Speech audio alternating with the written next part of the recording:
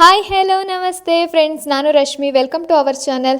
Last ವಿಡಿಯೋದಲ್ಲಿ ನಾನು ನಿಮಗೆ ಮಾರ್ಕಿಂಗ್ ಮಾಡಿಬಿಟ್ಟು ಹೇಗೆ ಕಟಿಂಗ್ ಮಾಡೋದು ಎಂಬುದನ್ನು ತಿಳಿಸ್ಕೊಟ್ಟಿದ್ದೆ. ಈ ವಿಡಿಯೋದಲ್ಲಿ ನಾನು ಬ್ಯಾಕ್ ಬಾಡಿ ಪಾರ್ಟ್ನ ಹೇಗೆ ಕಟ್ ಮಾಡೋದು, ಹೇಗೆ ಡೀಪ್ನ ಕಟ್ ಮಾಡೋದು ಎನ್ನುವುದನ್ನು ತಿಳಿಸ್ಕೊಡ್ತೀನಿ. ವಿಡಿಯೋ ಕೊನೆ ತನಕ ನೋಡಿಬಿಟ್ಟು ಇಷ್ಟ ಆದರೆ ಲೈಕ್ ಮಾಡಿ, ಶೇರ್ ಮಾಡಿ, ಕಮೆಂಟ್ ಮಾಡಿ ಫ್ರೆಂಡ್ಸ್. ನಾನಿಲ್ಲಿ ಬ್ಯಾಕ್ ಬಾಡಿ ಪಾರ್ಟ್ ಇಟ್ಕೊಂಡ್ಬಿಟ್ಟು 2 ಇಂಚ್ ಏನಿದೆ, 2 ಸೆಂಟಿಮೀಟರ್ ಏನಿದೆ, ನಾನು ನೆಕ್ ಬಿಡ್ತಾಗಿ ನಾನು ಮಾರ್ಕ್ ಮಾಡ್ಕೋತಾ ಇದ್ದೀನಿ. ನೋಡಿ, 2 ಸೆಂಟಿಮೀಟರ್ನ ತೊಗೊಂಡ್ಬಿಟ್ಟು ನೆಕ್ ವಿಡ್ತ್.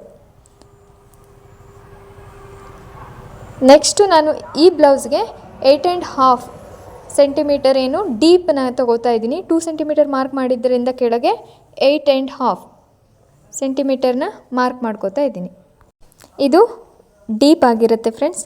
ನೆಕ್ಸ್ಟು ಇಲ್ಲಿ 2 ಸೆಂಟಿಮೀಟರ್ ವಿಡ್ತ್ ಏನು ಬಂದು 2 ಸೆಂಟಿಮೀಟರ್ ಮಾರ್ಕ್ ಆಗಿರುತ್ತೆ. ಇದನ್ನ ನಾವು ಜಾಯಿಂಟ್ ಮಾಡಬೇಕಾಗತ್ತೆ. ನೀಟಾಗಿ ಜಾಯಿಂಟ್ ಮಾಡಿ ಇಲ್ಲಿಗೆ ನಾವು ಬ್ಯಾಕ್ ಬಾಡಿ ಪಾರ್ಟಿಗೆ ನೀವು ಡಿಸೈನ್ ಬೇಕಾದರೆ ಡಿಸೈನ್ ಮಾಡ್ಕೋಬೋದು. ಇಲ್ಲಿ ನಾನು ಸಿಂಪಲಾಗಿ ರೌಂಡ್ ಶೇಪ್ನ ಕೊಡೋಣ ಅಂತ ಅಂದ್ಕೊಂಡಿದ್ದೀನಿ. ಸೊ ರೌಂಡ್ ಶೇಪ್ಗೆ ಇಲ್ಲಿ ನೋಡಿ ಡೀಪ್ 8.5 ಇದೆ. ಇಲ್ಲಿ 1/2 ಇಂಚ್ ನಾವು ಮಾರ್ಕ್ ಮಾಡ್ಕೋಬೇಕು. Just 1/2 inch ಸಾಕಾಗತ್ತೆ. ಮಾರ್ಕ್ ಮಾಡಿಬಿಟ್ಟು ನೀಟಾಗಿ ರೌಂಡ್ ಶೇಪ್ ಬರಬೇಕು ಅಂದರೆ ಈ ರೀತಿ ಶೇಪ್ ಕೊಡಬೇಕಾಗತ್ತೆ. ನಾವು